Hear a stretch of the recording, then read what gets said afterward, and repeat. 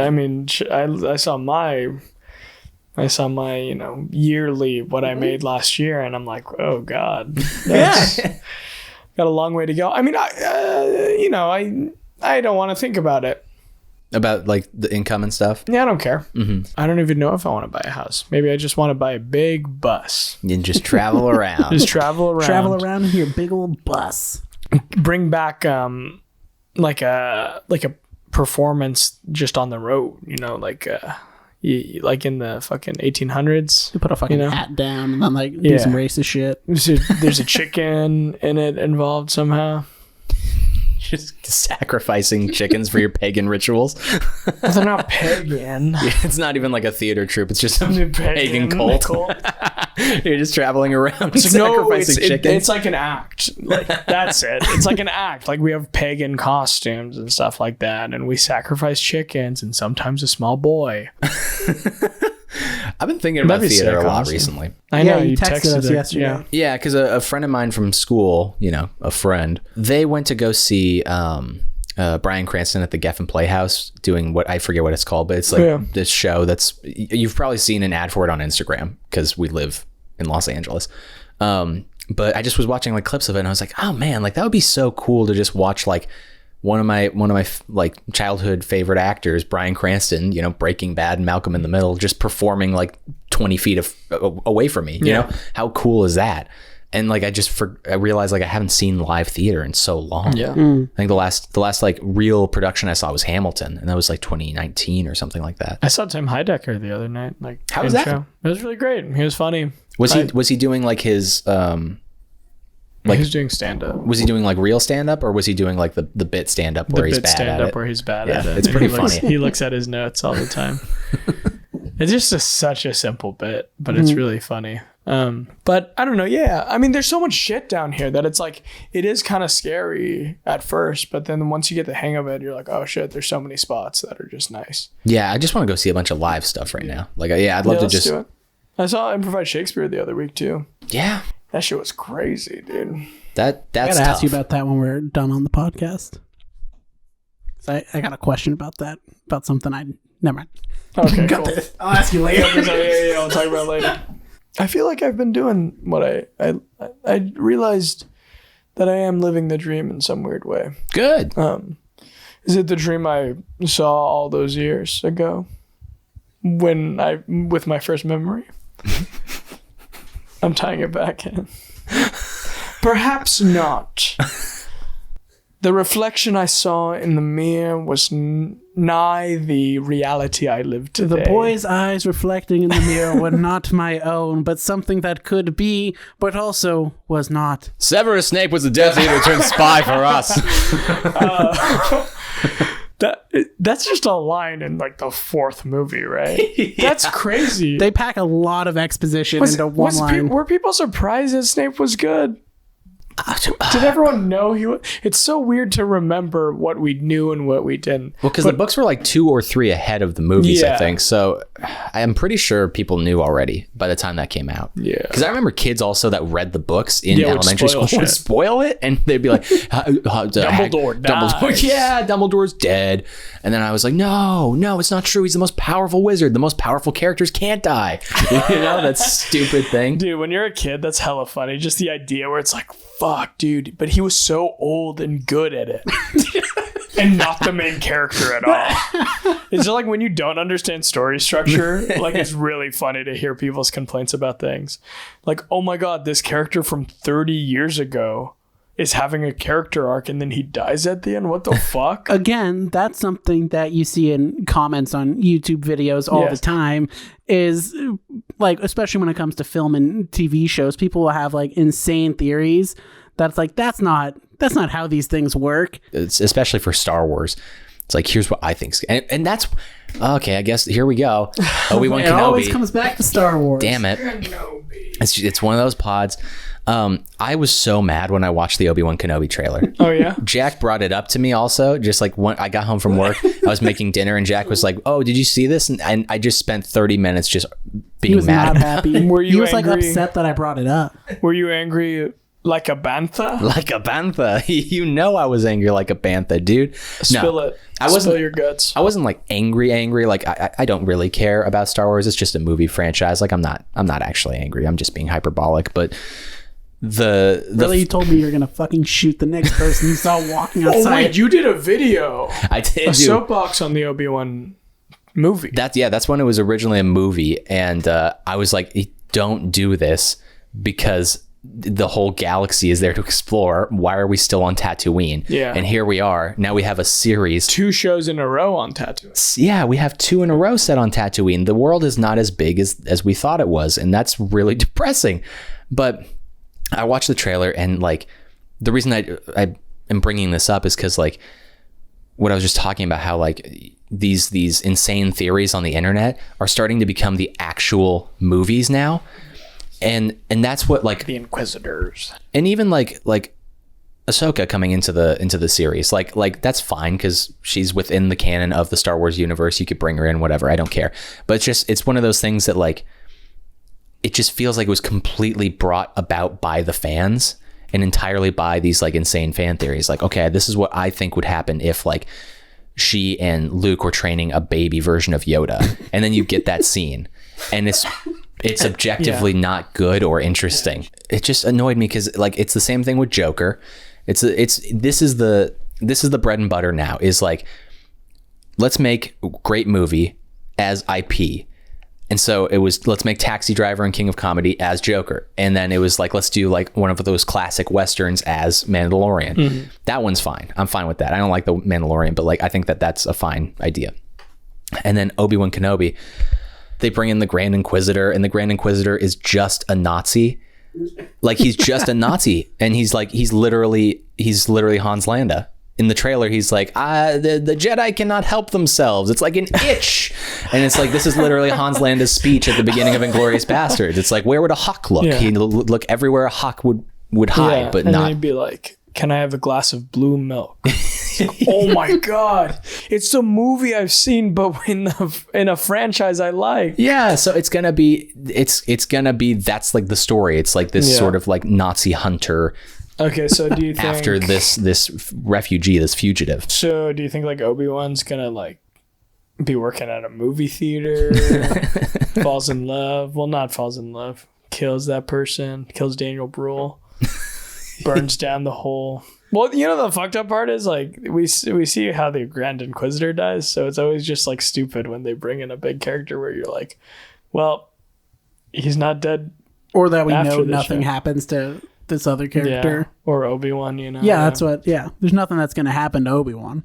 I was talking to Jack about this also. It's like, okay, so we've got 2 series now set on Tatooine and Star Wars, and yet we don't have like a good Teenage Mutant Ninja Turtles movie. Yeah. I mean, there's so much IP, we don't have anything good. Like, fucking make a good Clue movie. Yeah. Yeah. Or is that just Knives Out? And that's original, so that's fine. That's true. That's a good point.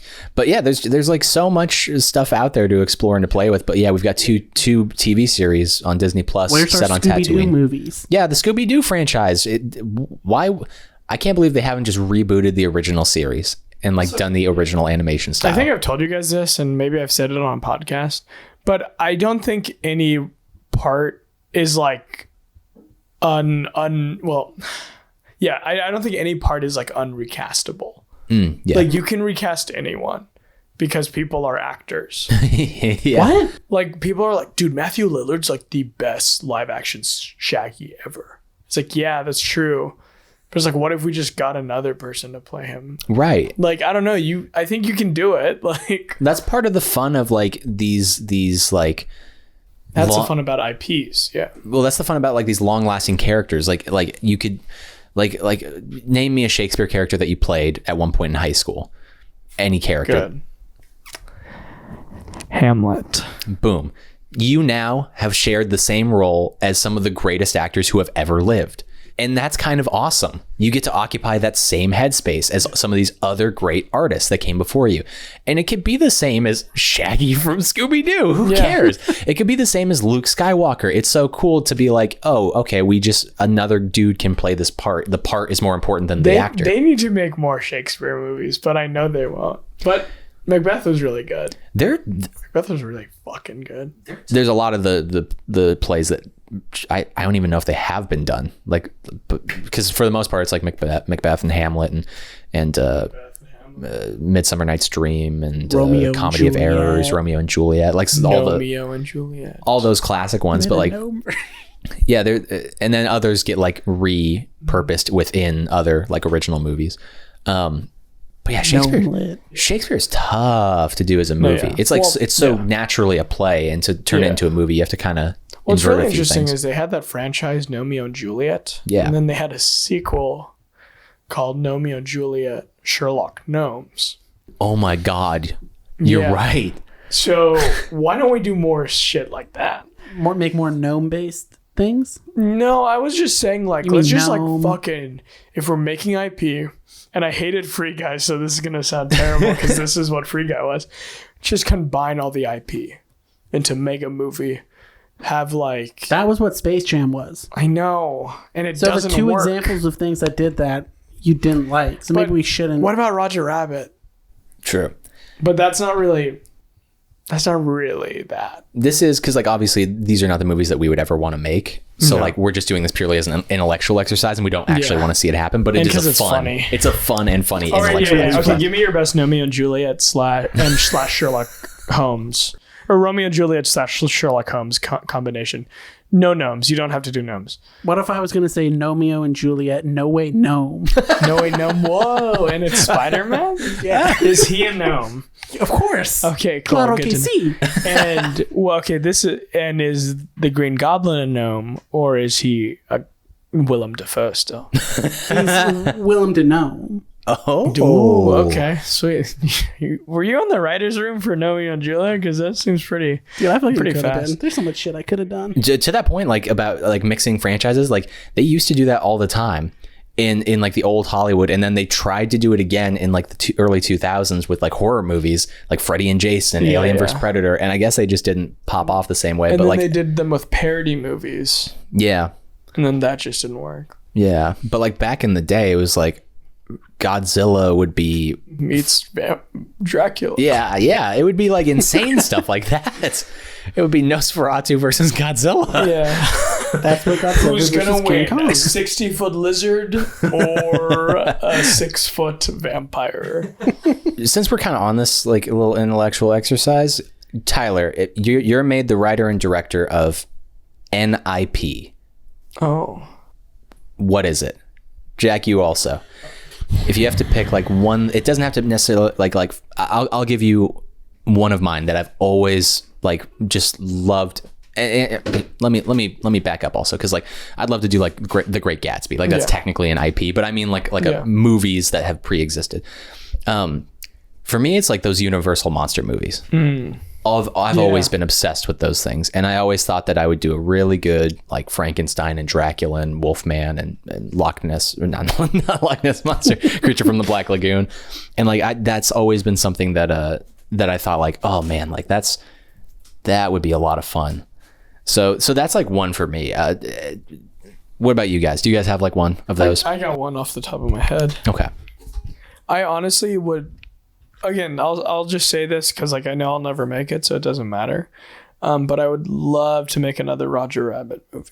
Ooh, that's cool. That's very good. Okay. Yeah, and I think it can be a lot of fun, especially with like.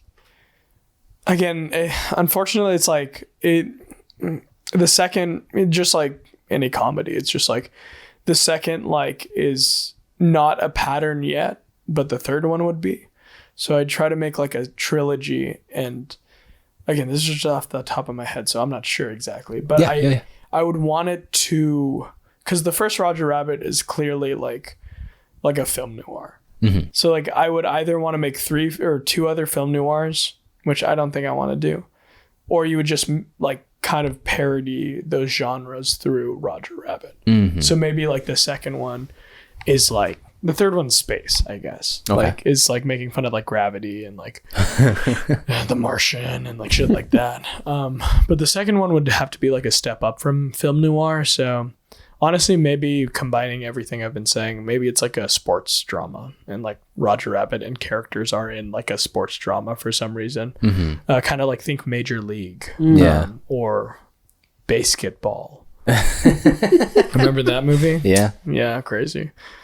But yeah, I think Roger Rabbit would just be a lot of fun, and a place to like explore like these characters that like the best part about it would be like people love Roger Rabbit, but people don't care about Roger Rabbit, if that makes sense. Like it's because Roger Rabbit is just a stand-in for like Bugs Bunny, you know. He's not actually a thing. Like he's real, obviously, but you know what I mean. Like he's not like so big that people actually like, oh my god, like you made him suck. And it's like, yeah, well, that's a good one. I would not have expected that, but that's like, because that is like so it's like an iconic movie, so to be able to come and do like 2 more of them, that's actually really interesting. Jack, do you have any? I genuinely think that like if you gave me time to like actually work on it and think about it, I can make some dope Scooby-Doo shit. Fuck yeah, dude. Yeah, that'd be awesome. Like I can make some real cool Scooby-Doo stuff. Could I be in You know it? what?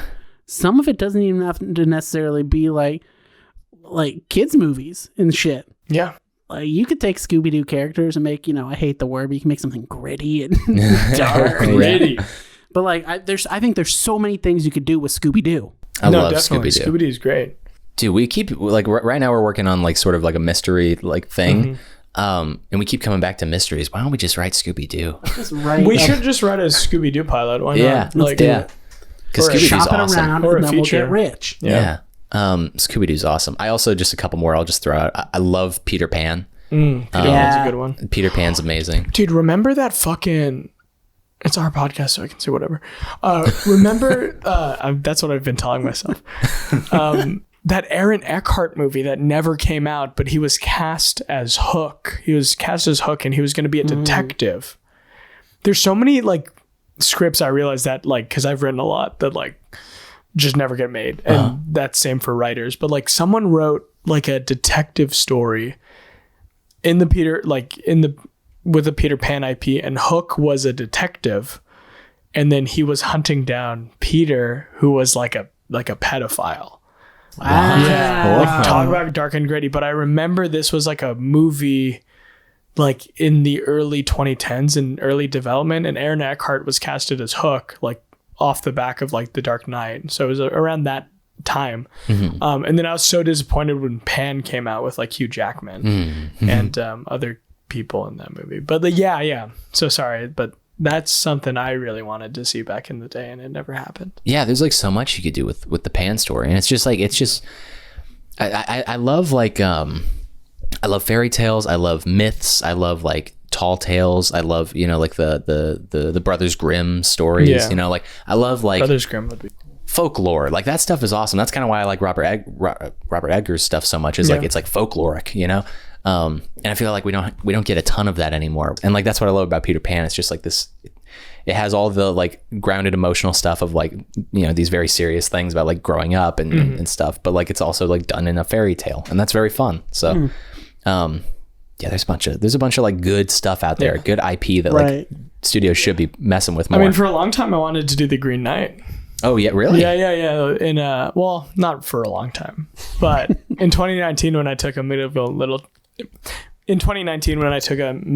literature class, all of the Arthurian legends were super interesting to me because they were like fucked up, and like The Green Knight was like one of them that was like interesting. But I'm trying to think of another Arthurian legend. But I'll look through my notes and tell you guys about them later. But some were like really interesting ones that were like, holy shit, this would make great media. And one more IP I thought about. Yeah, I feel like good. I want to remake the fucking Percy Jackson movies. Good because one. like those books, like as a child, were hella good. Yeah, and like I remember the movies being maybe not so good. No, they weren't.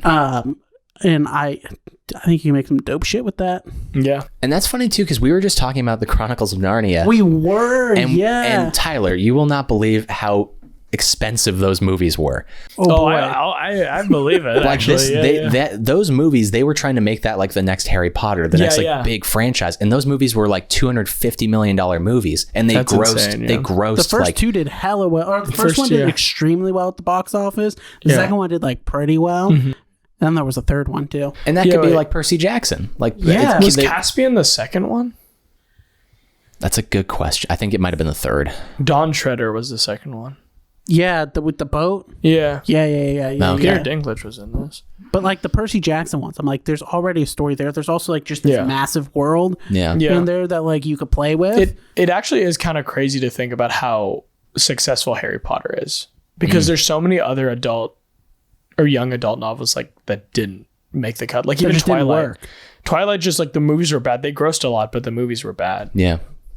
There's a ton of young adult fiction that like, I mean, they tried it with like the Divergent series and you know, the Hunger Games series, and like we keep coming back to them, but like there's like so much of it because it's one of the most reliable like book genres. I'd fuck with Hunger Games, like just something really horrible, just like. But again, I love Battle Royale. Have you guys seen Battle Royale? I've never seen it. No, dude, it's actually, you guys should watch that tonight if you have time. Yeah, we'll get some food and we'll watch Battle Royale. Oh, that'd be awesome. But I have one that I'll tell you guys afterwards, but like, okay, this is like the one I really want to make one day. How about this, the last one, books, because we're talking about like young adult fiction. Like there's several books that I've read in my life that I was like, wow, it's also so easy because it's just like the story's already there, and it's I just want to film it. Yeah. But like Gatsby has always been. I remember in high school. Like I'm not going to say writing Gatsby because I was just like, you wrote Gatsby. Copy and pasting Gatsby basically into screenplay format. But Gatsby is one that I don't like either of the movies, and I think it's a book that like the first time I read it I almost cried, and it's one of those books that like you're forced to read and you end up hating it because of that. But I read it optionally for like another project, and I just loved it so much, and I think it's so good, and I think it speaks to so much of like the stuff that I'm interested in politically and about America, and like the idea of like and I think the American if you dream and stuff, like make it, you could also like have Gatsby be like Filipino. You could, that'd be pretty interesting. That could be pretty interesting. And cast me. But yeah, Gatsby is one. A good one. My favorite book of all time is Things Fall Apart by Chinua Achebe, which is a movie I would not write or direct, because it's literally not only is it like, it's not only just like about like the African American experience, it's literally not even that, it's the African experience. It's set in Africa, so like that's a movie that I just want to see get made though. So if I had a bunch of money and the book was being optioned or something like that, I would throw all of my money at it and then give it to somebody that I like. But those are two books that just like, man, I want to see those in the world. Yeah. I love A Prayer for Owen Meany. It's great. Yeah, that one's real good. Did you ever watch the movie that came out that's based off of it? I never watched it. I watched a couple scenes. It didn't look very good. The thing is, like, Owen Meany, for me at least, I'd never like. It's gonna be hard to say. I just always envisioned him just being like a shorter person. Instead of someone with like dwarfism or something like that. Exactly. Which, and there's nothing wrong with that, obviously, but like I just envisioned him being like just like a smaller person. That's it. And then it's because I'm pretty sure that's what it says in the book. But yeah, that would have been awesome. Oh my god, this shit's so funny too. Just how when he talks, it's just all capitalized. Oh, yeah, I forgot about that. Oh my god, yeah. Oh, another story that I just fell in love with when I was a kid was Flowers for Algernon. That's the one I was gonna say. There we go. So that one's good. Yeah, that one's good. That one's like so impressively, because it utilizes the book format so well, and so that would be really same with Gatsby. It's like really tough because like I forget who it was. A writer was talking about like, books are, you're in the character's head, and movies are not supposed to be that. So you can't just narrativize the book. You have to sort of invert the whole thing in order to make it successful. And so like that's what's tough about Gatsby, is like it's all Nick talking and it just recounting this series of events. And it's the same thing with like Owen Meany, and it's the same thing with Flowers for Algernon. Like Flowers for Algernon just takes advantage of like the book format so much, because it's like it's the words are like misspelled and stuff. And then as he's developing higher intelligence, it just becomes more eloquent. And then as he starts to lose that intelligence, it becomes, again, it goes back to like it was in the beginning. And it's just, it's really an impressive book. So that would have to be sort of inverted, but it would be a really, really beautiful story. This was good. I think we turned things around. We did. I think we figured it out. I told y'all. Books are awesome. Okay. And I don't read enough of them. That's what I was going to say. I don't read nearly enough as I should, or like in my mind I want to. Maybe we should do a book club. Yeah. Yeah, we could do that. That'd be cute. A little movie and book club. Wow. And TV club. Look at that. I force you guys to... Oh, wait, no, you're watching Winning Time, aren't you? I am. I couldn't get through the first episode, but I started it. I don't know. It's just sometimes like Adam McKay's like... It just comes off snarky. Why does all of Adam McKay's shit come off snarky now? That's a really good point, actually. That's called a cliffhanger.